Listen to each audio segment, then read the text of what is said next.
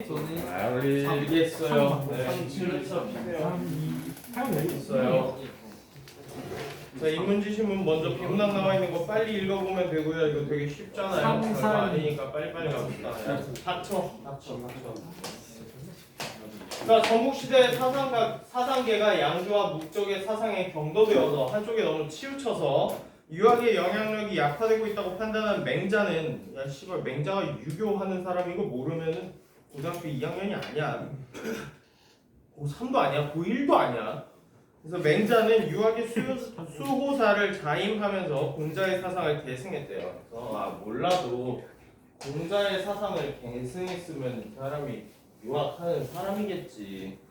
가르나카의 사상적인 도전에 맞서서 유학 유학 사상을 이론화했고, 그 다음에 공자는 춘추 시대에 비해서 사회 혼란이 가중되는 시대 환경 속에서 사회 안정을 위해서 특히 의의라는 것의 중요성을 강조했대요. 넘어가서 맹자가 강조한 의의는 공자가 제시한 의의에 대한 견해를 강화한 것이었다. 그래서 공자도 의의했다고 안 했다고? 했다고. 근데 맹자가 좀 더 잘했다. 세게 했다고. 세게 잘해.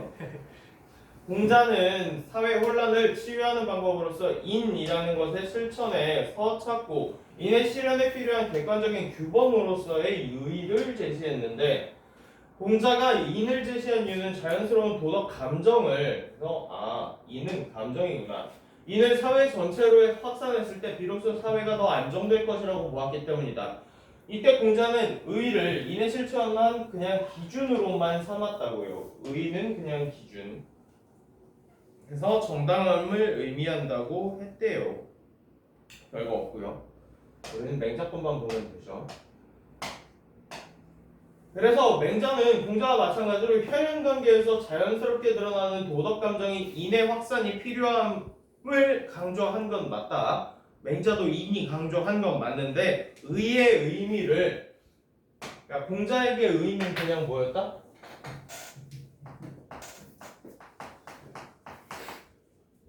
공자는 인을 위한 기준만 얘기한 거고, 맹자는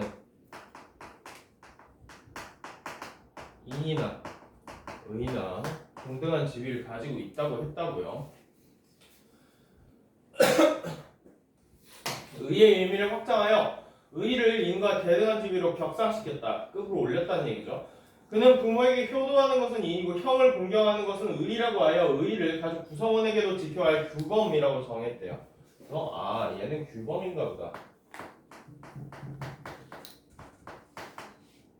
야, 부모님한테 인을 다하는 거는 다 인정? 효를 다하는 건 인정? 너 근데 왜 강우한테는 인을 다하지 않아? 인이 안 생겨서 그런 거 아니야? 저보다 아랫사람이라고. 아이씨, 야, 인은 자연스러운 감정이라 그랬지. 동생한테 자연스러운 감정으로서 잘해주고 싶은 마음이 생기지는 잘 않잖아. 생기긴데. 잘해주는데. 지랄하지 마. 진짜 강우한테 진짜 그런 게 있는데. 진짜 잘해주는데 강화가 강우한테 그런 게 있는데. 다른 형들 못 봤어. 야, 그래서 동생한테는 자연스러운 감정이 잘 안 일어나니까 뭘로 해야 된다고? 규범화 시켜가지고 어거지로라도 해야 된다는 얘기예요. 가족 구성원에 관해서도 규범이 필요하다. 그는 부모에게 효도를 하는 것은 이이고 형을 공경하는 것은 의라고 하여 의를 가족 구성원에게도 지켜야 할 규범이라고 했고, 그리고 나의 형을 공경하는 것에서 시작하여 남의 어른을 공경하는 것으로 나아가는 유비적인 확장을 통해 의를 사회 일반의 행위규범으로 정립했대요. 그래서 맹자는 이게 규범인데, 그러면 인과 의의 차이는 뭐냐?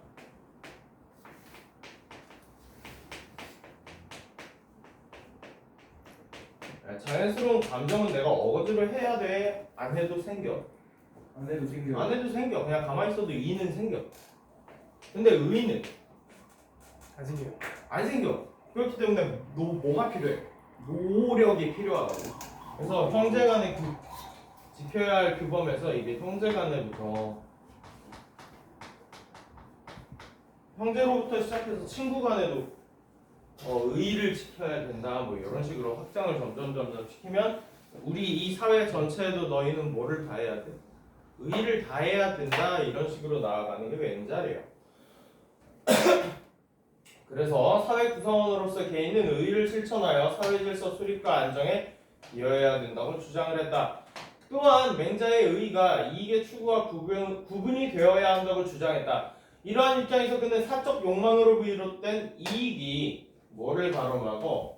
의의를 가로막어 사회적으로는 혼란을 야기한다고 보았다. 이는 작은 이익이건 천하의 큰 이익이건 의의에 앞서서 이익을 내세우면 천하는 필연적으로 상하 질서에 문란이 초래될 것이라고 역설하였다. 저거 역설했다가 니네 아는 패러독스 아니고 힘주어 말했다예요.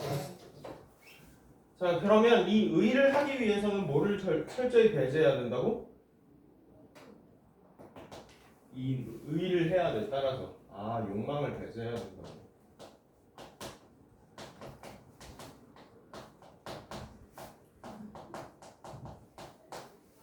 얘 순자의 성악설 했잖아.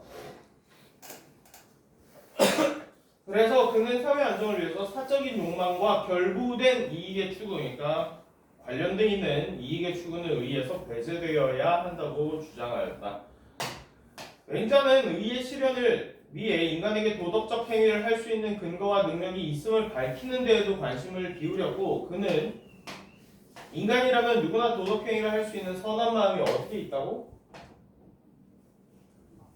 태어나기 전에부터 있었어. 원래 그러면 착해. 성선설 하는 사람이겠지. 순자는 성악설 하는 사람이고요. 선천적으로 인간의 내면에 갖춰져 있다는 일종의 도덕 내재주의를 주장하였다. 그는 인간의 자기 행동이 옳지 못함을 부끄러워하고 남이 착하지 못함을 미워하는 마음, 약간 착한 마음을 원래 가지고 있는데 이러한 마음이 의롭지 못한 행위를 하도록 막아주는 동기로서 작용한다고 보았다. 그래서 선한 마음이 뭘 해줘?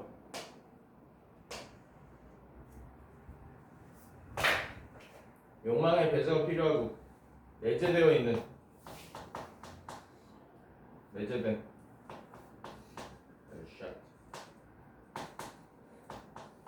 뭘로? 선한 마음으로 얘가 뭘 해주면 되는데 욕망을 억제시켜주면 되겠네.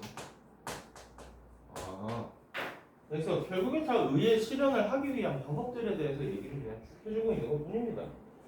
넘어가세요. 아울러 그는 어떤 것이 옳고 어떤 것이 그른 것인지 판단할 수 있는 능력도 모든 인간의 마음에 이거 이런 식으로 얘기하면 그냥 이제 선험적, 선천적으로 말 바꾸세요. 자주 쓰는 단어니까. 그래서 역량도 내재화되어 있대요. 맹자는 의의 실천을 위한 근거와 인간의 인간에게 갖춰져 있음을 제시한 바탕 위에서 이 도덕적 마음을 현실에서 실천하려는 뭐도 필요해? 노력도 해야 돼요. 왜 노력을 해야 되냐? 이건 자연스럽게 떠오르는 감정이 아니야. 노력을 해야 된다고. 그는 본래 갖추고 있는 선한 마음의 확충과 더불어 욕망의 절제가 필요하다고 했고, 특히 생활에서 마주하는 아주 사소한 일에서도 의의를 실천해야 함을 강조하였고, 나아가 그는 목숨과 의의를 함께 얻을 수 없다면 차라리 뒤져서라도 의의를 지켜라 라고 얘기했대요. 졸라 말랑말랑한 그냥 비문학 진리였어요. 넘어가셔서 1번 문제 바로 볼게요.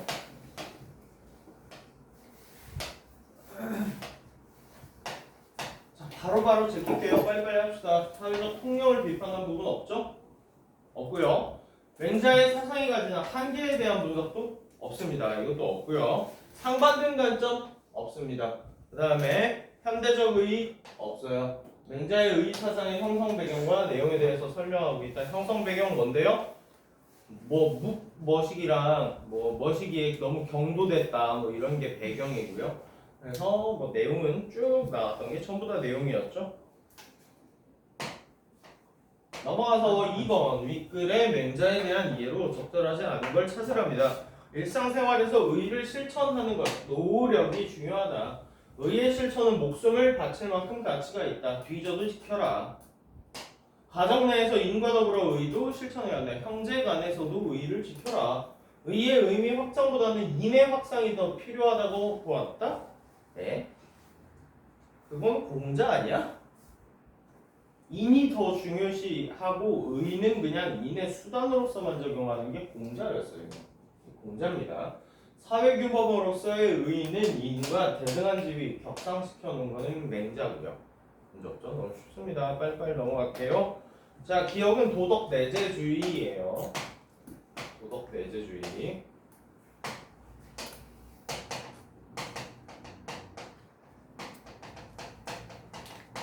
아, 어이로 쓰냐, 진짜. 아씨, 왜 자꾸 어이로 쓰는 거야? 도덕 내재주의. 자, 몇 번? 1번 1번 하고 끝났는데 이거. 세상의 올바른 인치가 이미 나한테 갖춰져 있다. 이거 선언적으로 갖춰져 있으니까 수양을 통해서 깨달으면 이보다 큰 즐거움이 없다. 뭐야 이거 너무. 나도 이거 니네들 수업하기 전에 풀어보거든? 너무 쉽더라고. 너무 이게 엔제보다 쉽잖아. 왜? 아니 이게 뭐노 왜? 안 돼? 왜나 경상도 사람이라서 공개 아니었어요. 공개할 건데? 뭐 나 그럼 경상도 사람인데 왜? 전라도 사람. 경상도가 이기라는 거지요. 할머니 할아버지였어. 할머니 할아버지 그만하자. 너랑 얘기를 길게 하면 이건 공개로 올릴 수가 없어져. 바른도리를 행하려면 분별이 있어야 하니 분별에는 직분이 중요하고 직분에는 사회에서 통용되는 예의가 중요하대. 아니 도덕이 이미 내재돼 있다니까 뭘 분별이 있어야 되면 분별을 또 직분으로 해야 되고 직분은 사회적인 예의고 그냥 인간은 다 착하다라는 얘기를 해야 되는데 딴 얘기하고 있죠. 인간이 지켜야 할 도덕은 지혜와 덕이 매우 뛰어난 성인들이 만든 것이므로 아니지 인간은 모두 마음속에 있다라고 했으니까 3번 안 되고요. 군자에겐 용기만 있고 의로움이 없으면 어지러움을 일으키게 되고 소인에게 용기만 있고 의로움이 없으면 쌍놈 새끼가 된다. 안 되죠. 이게 기억의 이유가 될 수가 없죠. 저 사람이 어른이기 때문에 내가 그를 어른으로 대우하는 것이지 나에게 어른으로 대우하고자 하는 마음이 원래부터서 있다니까 그런 게 아니라가 아니라 원래부터 있다니까. 넘어갑시다. 자, 묵자라고 나오죠. 생윤한 사람 없냐? 윤사람?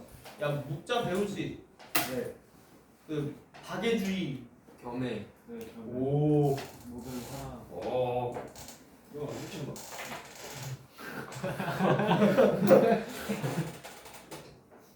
뭐 하는 새끼야 저거. 묵적을 이해한 내용을 덧하는 거. 그래서 묵적이래요. 자, 묵적은 일단 뭘 인정했냐?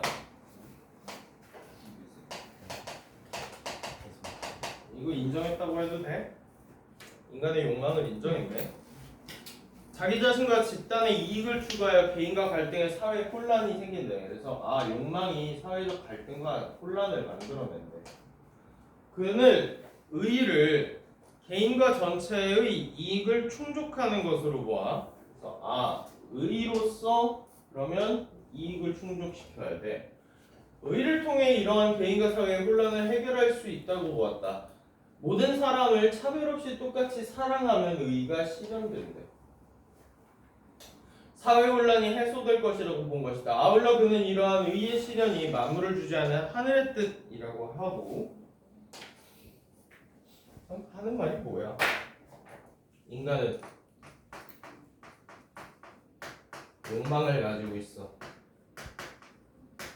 따라서 혼란과 갈등이 생겨.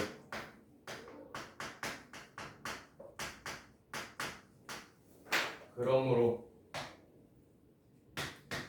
뭘 해야 돼? 의의로. 결국에 뭐 하라는 거겠냐 이거.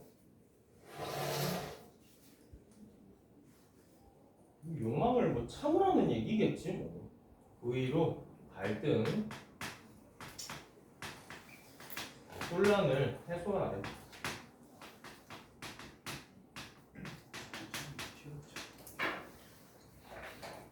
그리고 이거는 누가 만든 거? 이 의의는 신의 섭리예요. 이제 하늘의 뜻이라고 했습니다. 하늘의 것이에요. 몇 번? 그냥 2번 나오죠 이거. 이거 사실 보기 안 읽어도 2번입니다. 맹자와 목적 모두 의라는 개념을 사용하지만 그 의미는 다르게 보았다. 다르게 보고 있네요. 그렇고요. 의는 아니 언제 맹자가 의와 이익이 밀접하게 연관된다고 봤어. 이번하고 끝났습니다. 이거 너무 쉬워요. 맹자는 이익의 추구를 사회혼란의 원인이라고 보았다. 맞는 말이죠. 목적은 이익의 충족을 통해서 사회혼란을 해결할 수 있다고 보았다. 써져 있어요 위에. 개인과 사회 전체의 이익을 충족하기 위해서는 의의가 필요하다고 했다고요. 맹자는 인간 잘못에 대한 수치심을 의의를 실천하게 하는 동기로 보았고, 인간 잘못에 대한 수치심, 그러니까 내가 잘못한 거를 쪽팔리게 여기는 마음은 원래 내재적으로 다 들어가 있었다고. 그래서 내재적인 동기로. 그 다음에 목적은 의의 실천을 하늘의 뜻에 따르는 것. 의는 하늘이 주는 거 써져 있었고요. 맹자는 의의 실천이 개인과 사회의 조화를 위해서 필요하다고 보았고, 그래서 나부터 시작해서 나의 형제에게 의의를 지키는 것을 유기적으로 확장시켜 보면은 우리 마을 사람에게 의의를 지키는 거, 우리 마을 사람에게 의의를 지키는 건 사회에게 의의를 지키는 것. 목적은 의의 실천이 개인과 사회의 이익을 충족하는, 이건 그 위에 그대로 써져 있었고요. 문제 없습니다. 다 2번이고요. 마지막 문제가 여기 있네. A에서 E의 사전적인 의미로 적절하지 않은 것 A입니다. 경도라고 되어 있는 게 A인데요. 잘못 보거나 잘못 생각한 건 경도가 아니고요. 경도는 한쪽에 기울어졌다라는 게 경도됐다예요. 한쪽에 치우침입니다. 1번 경찰과 도둑 아니야. 상차의 생각 간파다운? 네. 경도? 자 넘어가서 이거는 니네 일상생활할 때 잘 써먹을 법한 내용이잖아요. 니네 이제 대학 가면 자취할 거잖아. 대학 가면 자취할 거잖아. 남자애들은 대체로 자취한다고. 그러면 태국 마사지 오지게 에이 못 흘리게. 내가 직접 태국 아니야. 김강민이 대학 가면 태국 마사지를 자취방에다 불러서 한다고 했단 말이지. 이게 올릴 거야. 상찬 아이디어 뭐? 이거 가끔 조회수 희한하게 터지는 거 1000 넘게 찍혔어.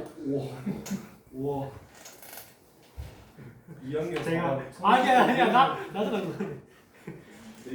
사무실의 방충망이 낡아서 파손되었다면 세입자가 사무실을 빌려준 건물주 중에 그럼 누가 고쳐줘야 될까? 건물주가 고쳐줘야 돼요. 그래서 민법전의 법조문에 의하면 임대인인, 그리고 너희가 만약에 빌려서 새빵살이 하는 사람이 임차인이라고 불러요. 임대인인 건물주가 수선하는 의무를 지닌다. 그러나 사무실을 빌릴 때 간단한 파손은 세입자가 스스로 해결한다는 규정을 계약서에다가 써놓는 경우도 있는데, 그럼 계약이 먼저일까? 법적인 게 먼저일까? 에 대해서 궁금해하고 있는 질문이에요. 이처럼 법률의 규정과 계약서의 내용이 어긋날 때는 어떤 것이 우선 적용되어야 하는가? 법적인 불이익은 없는가? 등에서 문제가 발생하게 된답니다. 그래서 밑으로 내려가시면, 그러나 법률에서 사법은 개인과 개인 사이에 재산, 가족관계 등에 적용되는 법으로서 사적인 법인가 봐. 이 법의 영역에서는 계약 자유의 원칙이 적용된다. 계약의 구체적인 내용의 결정은 당사자들이 스스로 정할 수 있다는 것이다. 그래서 당사자들이 사법에 속하는 법률의 규정과 어긋난 내용으로 계약을 체결한 경우에 계약 내용이 우선 적용된다. 일단 사법의 안에 있으면 뭐가 우선 적용이라고? 사법 안에 있으면 계약이 우선 적용이야. 그러니까 그게 법률적으로도 정해진 게 없거나 하다면 사법이 우선 적용이 된다고요. 이처럼 법률상으로 규정이 되어 있더라도 당사자 간에 자유롭게 계약의 내용을 정할 수 있는 법률 규정을 계약 내용이 우선되면 무슨 법규? 임의법규.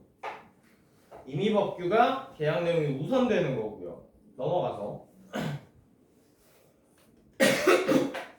사법은 원칙적으로 임의법규이므로 사법이 규정한 내용에 대해서 당사자들이 계약으로 달리 정하지 않았으면 원칙적으로 법률의 규정이 적용된다. 그러면 임의법규는 계약 내용이 이미 정해져 있는 거고, 근데 계약 내용에 빠져 있으면 뭘 적용해야 된다?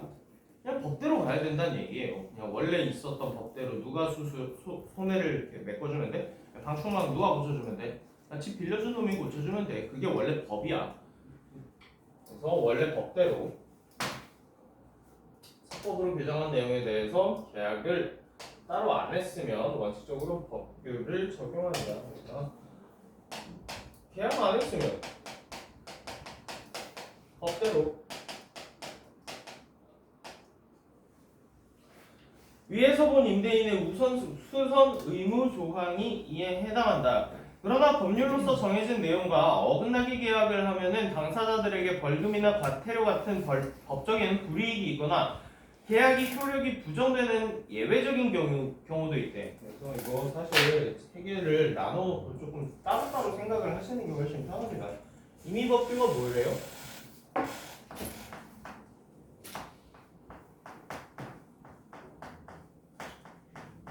이게 뭔데? 임의법규가 뭐야?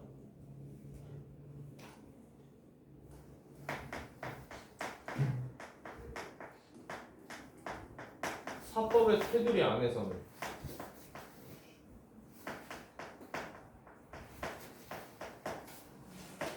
뭐를 우선시한다? 계약 내용. 계약 내용을 우선시한다. 글씨 더럽게 안 쓰지.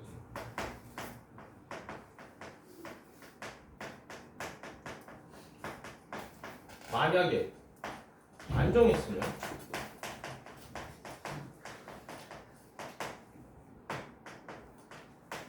계약 내용이 어떻게 되냐? 법대로 간다. 이런 법대로. 다음.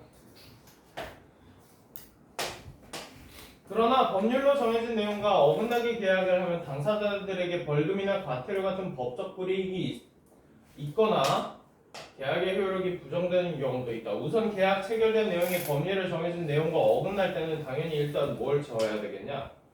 이거 불법 계약이야. 애초에 법적으로 정해진 계약이 아니야. 그래서 법적 불이익이 있지만 그렇다 그래서 효력 자체는 없어져 안 없어져? 안 없어져. 그래서 단속법규라고 하는 거고요.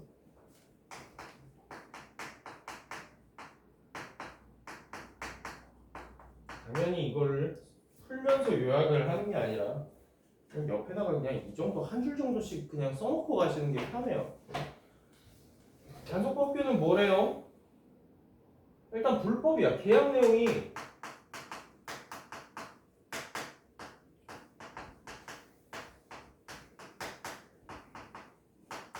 불법이면 법적인 책임이 있어. 법적 책임 져야 돼. 하지만 뭐는 냅둔다고? 계약은 그대로 가. 뭐가 있을까? 전세 사기 같은 거 있잖아. 그러니까 우리가 계약을 했는데 내가 이 새끼를 속일 목적으로 계약을 했단 말이야. 그래서 제가 나한테 이미 계약금을 줬어. 계약금을 줬어. 그러면 나는 너한테 내가 너 속일 목적이니까 땡 빠이엄 이렇게 하고 나 깜빵 들어가면 끝이야? 아니잖아. 일단 줬으니까 제가 살 집을 내가 마련해 준 다음에 깜빵 가는 건 딴 얘기라고. 그래서 법적 책임은 지고 그 다음에 할 건 하셔야 된다. 그래서 공인중개사가 자신이 소유한 부동산을 고객에게 직접 파는 것을 금지하는 규정은 단속법규에 해당하는데 따라서 이 규정을 위반해서 공인중개사와 고객이 체결한 매매계약의 경우 공인중개사는 벌금도 먹고 뭐도 줘야 돼? 집도 줘야 돼. 단속법규는 그대로 봐야 돼요. 이 경우 계약 내용에 따른 행동인 급부를 할 의무가 인정돼요. 이제부터 급부라는 단어가 자꾸 사용되는데 그거 그냥 계약 내용 이행인가 보다. 그래서 급부를 할 의무가 인정되어 공인중개사는 매물의 소유권도 넘겨줘야 되고 고객은 대금도 지급을 해야 돼요. 그러니까 계약은 괜춘. 나중에 이 새끼가 빵에 가고 말고는 그때 가서. 한편 계약 내용이 법률에 정해진 것과 어긋날 때 법적 불이익이 있을 뿐 아니라 체결된 효력 자체도 인정되지가 않아. 그러면 뭐 할 필요가 없어. 급부의 의무가 당연히 할 필요가 없어지는 거지. 계약이 아예 그냥 무효라니까. 이에 해당하는 법률 조문을 강행법규라고 한대요. 강행법규.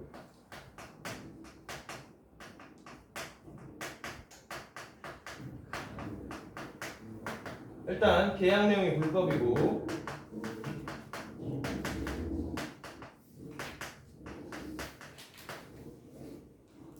그러면 법적 책임이 있어 없어? 당연히 있겠지. 법적 책임도 있고 하지만 계약도 무효야. 따라서 뭐 할 필요가 없어? 급부의 책임도 없어. 급부할 필요도 없어.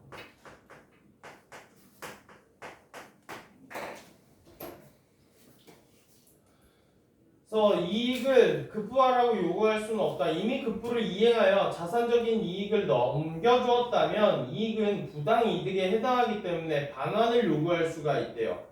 그래서 즉 부당이득 반환 청구권이 인정된답니다. 근데 만약에 이미 급부를 해버린 상황이 있을 수도 있잖아. 이미 계약 내용을 이행한 상황이 있었을 때는 그 상대방에게 다시 뭐 해놓으라고 할 수 있어? 갖고 와. 내가 준 돈 토해내가 된다고. 그거를 뭐라고 부른다고? 부당이득 반환 청구권. 부당이득이 있을 시에 반환을 요구할 수 있어. 이것도 돼.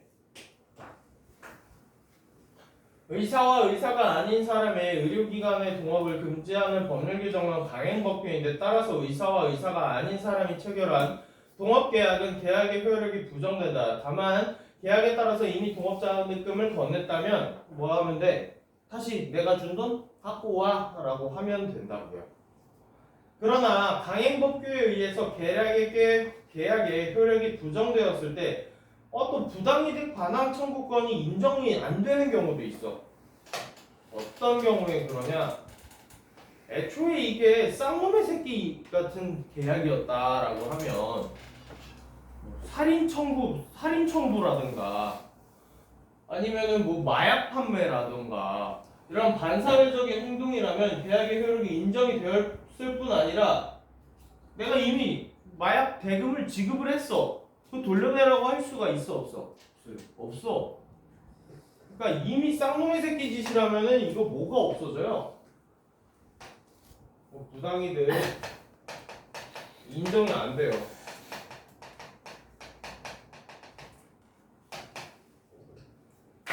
일단 강행법규 내에서 계속 들어가는 건데 강행법규 내에서 부도덕적 또 반사회적인 내용을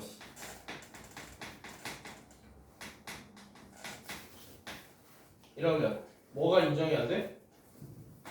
반환 요구가 안 돼.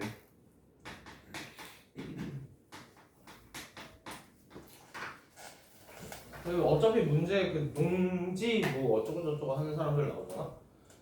그래서 국가가 개인 간의 계약에 개입하는 것은 안보 질서 공공복리 정당한 입법 목적 달성하기 위해서 계약에 개입을 하는데 이 경우 계약의 자유를 제한하려면 필요한 만큼만 어떻게 해야 돼? 최소한으로 해야 돼. 우리나라는 자유민주주의 국가잖아. 그러니까 웬만한 개인 간의 계약에서 들어올 수 있는 일은 뭐에 부합해야 돼?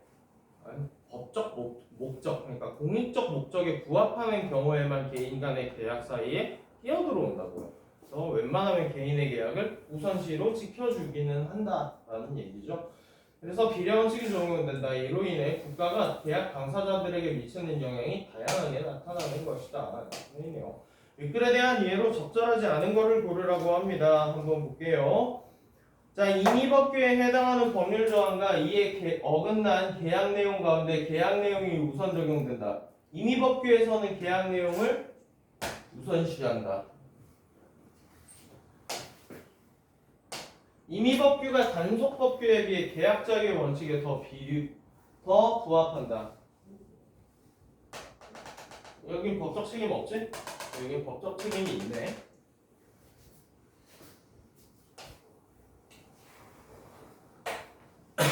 자, 다음 단속법규로 국가가 개인 간의 계약에 개입할 때는 비례 원칙이 적용되지 않는다 했는데, 야, 국가가 개인 간의 계약에 들어올 때 일단 무조건 뭐 적용시켜서 들어온다고? 비례 원칙을 적용시켜서 들어온다고. 비례 원칙이 뭔데? 국가의 입법 목적과 부합하는지 여부에 따라서 들어갈 수 있고 없고가 결정이 된다고. 그렇죠. 다음 단속법규로 입법 목적을 달성할 수 있는 계약에 대해 강행법규로 국가가 개입하는 것은 정당화될 수가 없다. 국가는 계약의 자유를 일단 보장해야 되잖아요. 그러니까 단속법규로 충분하면 굳이 이렇게 할 필요가 없다라는 얘기지. 이거는 지금 뭐 인정 안 해주겠다는 거야? 그냥 계약을 인정 안 해주겠다는 건데 이거는 강행법규면 그러면 개인 간의 계약의 자유를 인정해 주는 거야, 안 해주는 거야? 안 해주는 거지.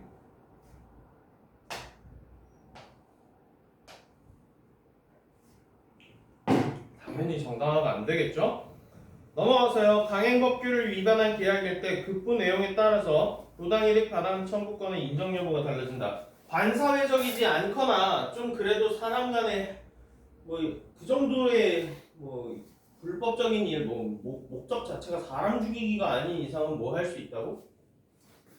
이미 급부를 이행했을 때 다시 돈 내놔를 할 수 있는데 애초에 막 반사회적 목적의 계약이었으면 그거 반환 요구 청구도 안 된다고.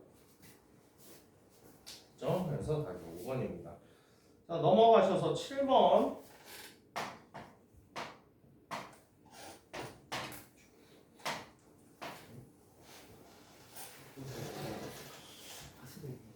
그래서 니네 그거 니네 이제 한 1, 2년 안에 대학 갈 거잖아. 거의 자취할 거 아니야. 자취를 하든가 아니면 뭐 기숙사를 살든가 이렇게 될 텐데 얘들아 통학하지 마. 별로 재미없으니까 통학하면 인생 별로 재미가 없어. 자취가 짱이야. 남자라면 군대 가기 전에 자취 한 번쯤은 다 해봐야 된다 이거. 수능 보자마자 자취 시작해. 그건 이래. 안 붙었는데 일단 방부터 잡고 가는 거야? 어디 됐죠? 유난지네 잡아 그러니까. 유난지네. 뭐 씨발 다 탈락해가지고 결국 집에 있어야 될 수도 있는데. 수시로 붙으면 되죠. 알았다. 그래. 그러니까 계약서 잘 읽어봐야 돼. 그러니까 계약서에 써져 있어. 뭐 어떤 거는 파손 시에 임대인이 이거는 수리해주지 않는다라는 게 적혀져 있거든. 대체로 막 좀 큰 거 있지. 막 변기를 개싹 큰 걸로 아예 막아버려가지고 다 하수도 뜯어야 되는 경우. 이럴 때는 안 해주는 경우가 좀 있어요. 그러니까 그런 거 잘 읽어보셔야 돼요. 자취할 때 내 친구가 변기통에다가 족발 뼈를 그냥 갖다 버렸단 말이야. 미친 새끼지 그것도. 그러니까 당연히 막혔는데 남자다. 막 귀찮노 하면서 그냥 막 그 미니 족발 편의점에서 처먹던 거 그냥 뼈 그냥 변기통에 넣고 내렸대. 안 내려가지 당연히. 근데 그게 이렇게 내려가다 중간에 걸려가지고 위에 하수도 상수도 다 박살나서 사람 불러가지고 그 하수도 다 뜯는데 그거 한 80만 원 자기가 냈다 그랬나? 그럴 거야. 근데 6번의 답이 5번이죠? 3번은 3번. 6번에 답 3번인데? 쌤이 아까 실수로 인정. 5번이라고 했어. 아 그래? 내가 5번이라고 했어? 네. 아 진짜 5번 아니에요. 급부 내용에 따라 부당이득 반환 청구권의 여부가 달라지죠. 그러니까 반사회적일 경우에는 반환 요구가 안 되고요. 자, 여기 그래서 여기 말씀. 뭐 부도덕적이거나 뭐 너무 반사회적이지 않은 경우에는 반환 요구 청구할 수 있어요. 답 3번입니다. 미안해, 말 잘못했네. 자, 7번. 자, 계약서에서 방충망 수선에 관한 내용이 없으면 건물주가 수선에 대한 의무를 진다. 애초에 따로 얘기 안 했으면은 누구 책임? 임대인 책임, 집 빌려준 놈 책임. 수선 의무를 계약에 포함하지 않은 것에 대한 불법적 이익, 법적 불이익은 아무한테도 없다. 애초에 사법 안에서 다 정할 수 있는 거였는데 뭐 니네가 따로 계약하려면 하든가 뭐 이런 내용이었잖아요. 자, 계약서에서 방충망 수선에 관한 내용이 없었어. 그러면 세입자가 수선에 대한 의무를 져? 아니지. 껴버릴 수 있고요. 계약서에서 디귿 계약서에 세입자가 방충망을 수선한다는 내용이 있으면 세입자가 수선의 의무를 지고 법률과 내용과 다르게 해석한 것에 대한 법적 불이익은 아무한테도 없다. 맞네요. 마지막 계약서에 세입자가 방충망을 수선한다는 내용이 있으면 세입자가 수선의 의무를 지고 건물주는 벌 받아? 벌 안 받아요. 그래서 기억 디귿 하셔서 이렇게 2번 나왔네요. 자, 기억은 단속법규고요. 니은은 강행법규예요. 공통점이 뭐예요? 법적 불이익을 누군가가 받습니다. 1번입니다. 누군가가 법적인 불이익을 받죠. 나머지 거는 다 이상한 얘기고요. 자, 농지를 빌리려는 A씨가 농지 주인인 B씨와 농지를 용도에 애초에 맞지 않게 사용하는 것에 대해서 합의했어. 자, 법률로 정해진 내용과 일단 어긋나게 뭔가를 계약했네. 이거 그러면은 분명히 둘 중에 한 놈은 법적 불이익을 받을 텐데 법적 불이익이 생겨요. 이러면 단속법규로 적용할 건지 강행법규로 적용할 건지만 확인하시면 돼요.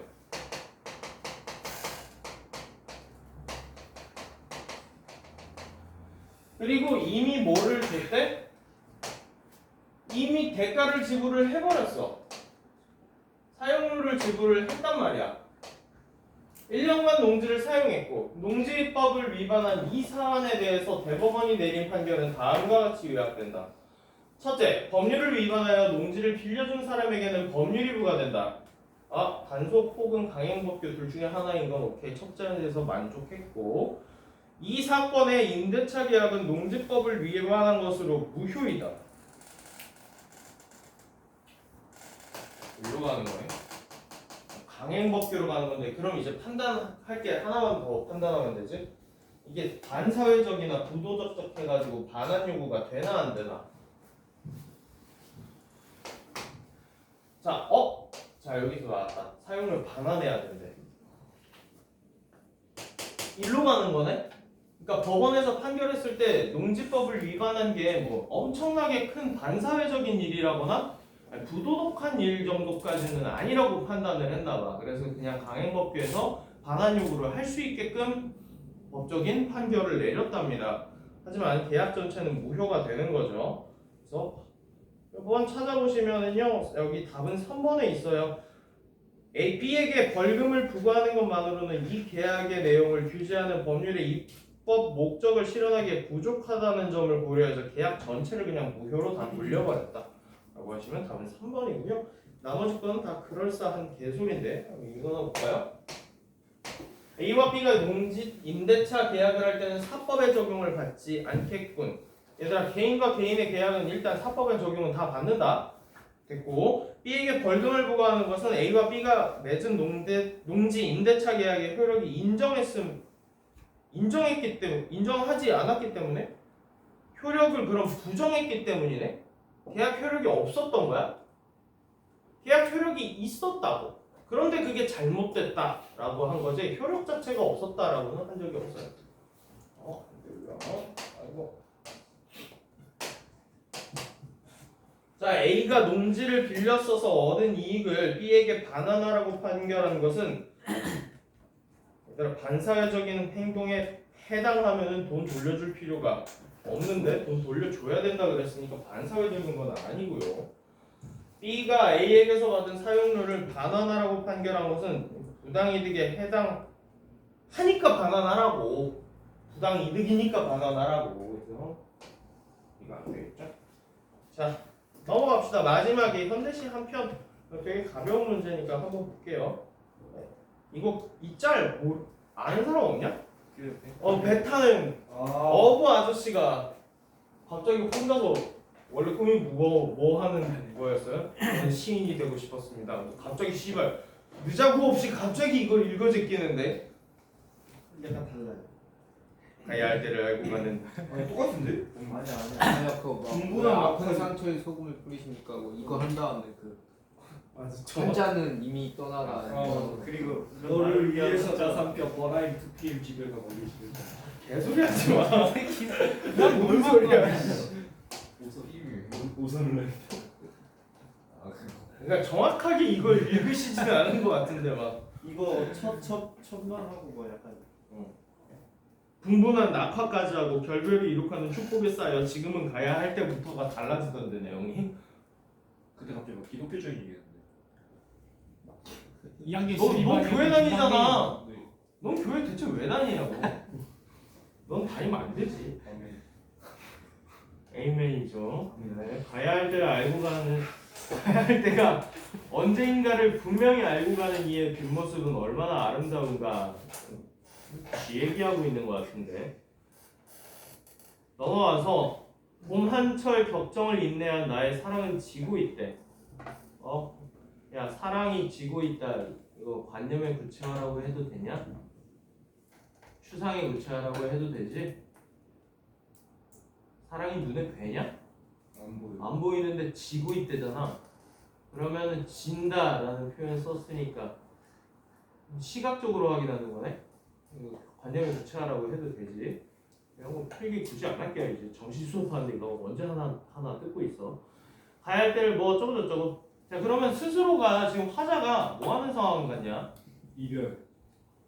이별하는 상황인데 그거를 담담하게 받아들이고 있어. 그냥 막 울고불고 지랄 연병 떨고 있어. 담담하게. 그냥 담담하게 받아들이고 있어요. 너도 고시야. 너도. 오호. 병준이는 네, 알겠습니다. 영상 끄고 물어볼게요. 계속 봄한철 걱정을 인내한 나의 사랑은 지고 있다. 자, 분분한 낙화. 뭐 어쩌고 저쩌고 이거 점점점점 찍혀 있으니까 뭐 심리를 강조하고 있다. 뭐 이런 걸 해도 상관없겠죠. 말줄임표는 결국에 다 자기 감정 강조하려고 하는 거예요. 결별이 이룩하는 축복에 쌓여. 이거 무슨 법이냐? 시각에 아이씨, 역설이라고 하면 해도 되지 않아? 결별이 어떻게 축복을 이룩하냐? 지금은 가야 할 때 무성한 누군가 그리고 머지않아 열매 맺는 가을을 향하여. 자, 그럼 나의 사랑은 언제인데?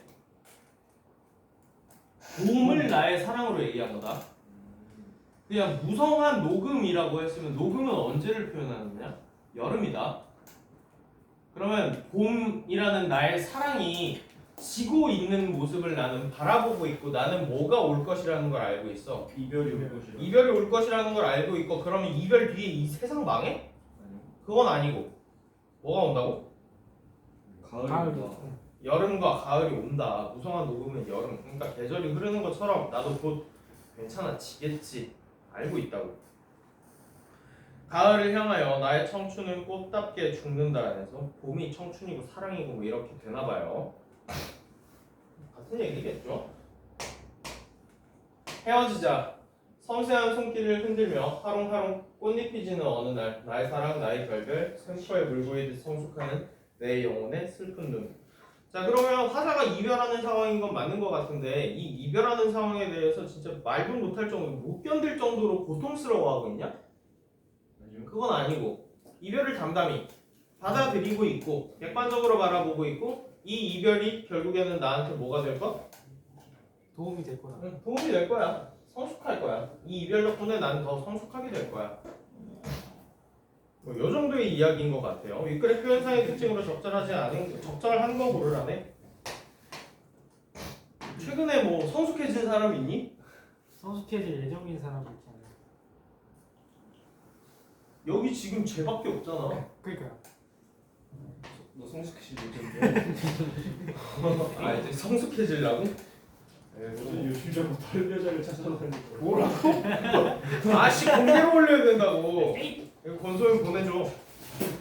공개로 올릴 테니까. 야 의성어 있냐? 분분한 낙화 이런 거 하롱하롱 이런 거 전부 다 태어다. 그게 유성아. 경쾌 아니야 분위기가? 막 존나 밝어?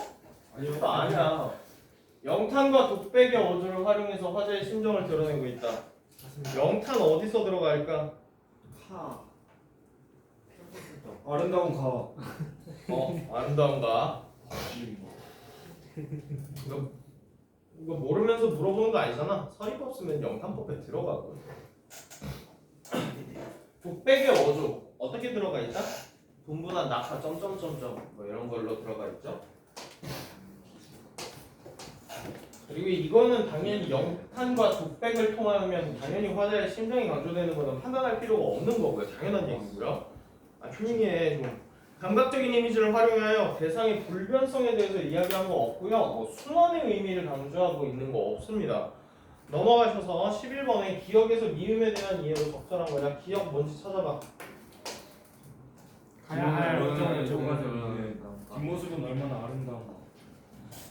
아름답다 그랬지. 내가 떠나가는 모습이 아름답다 그랬지. 예. 그러면 그게 내적인 방황이야? 아니요. 그렇게 볼 수는 없어요. 이미 아름답다고 했죠. 니에는 내가 읽을게. 격정을 인내한 나의 사랑은 지고 있다. 이별을 감내하면서도 지나간 사랑이 연연해하고 있는 화자의 회한을 드러내고 있어?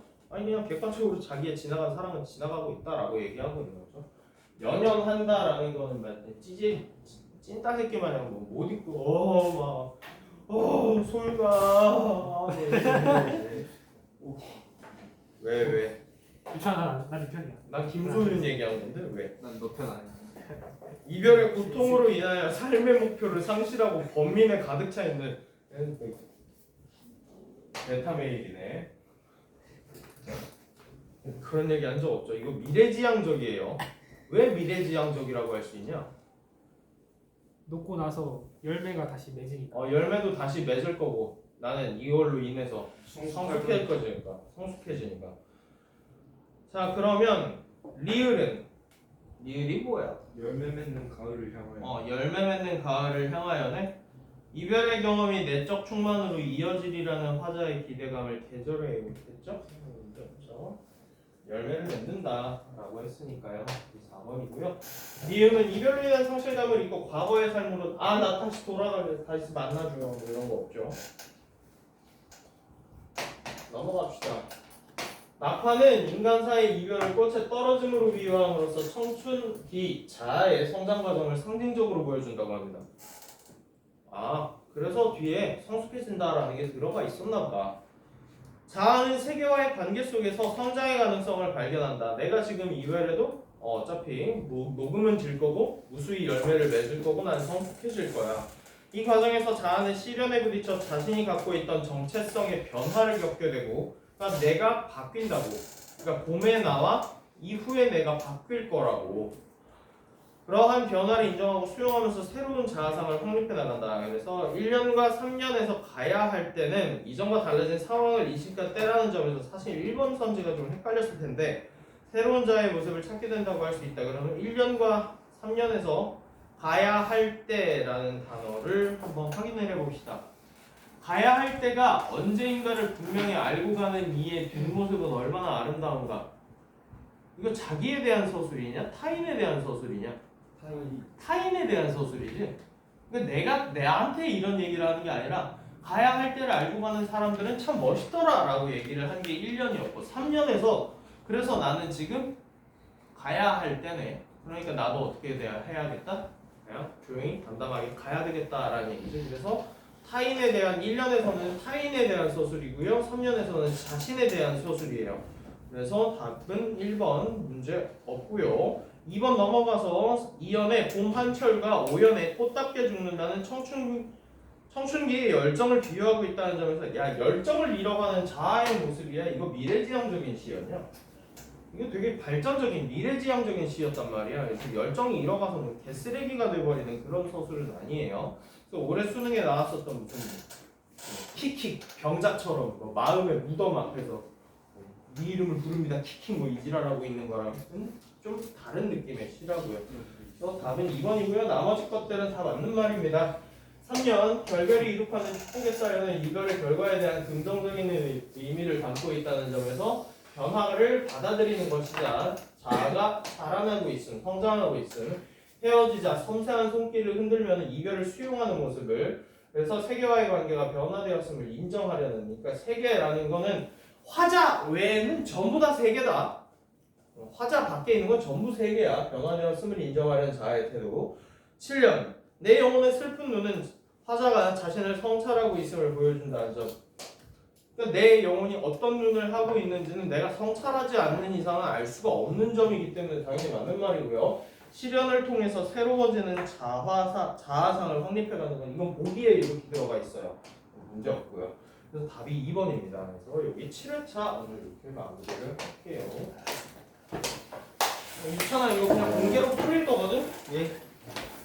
그러면은 장민이가 이거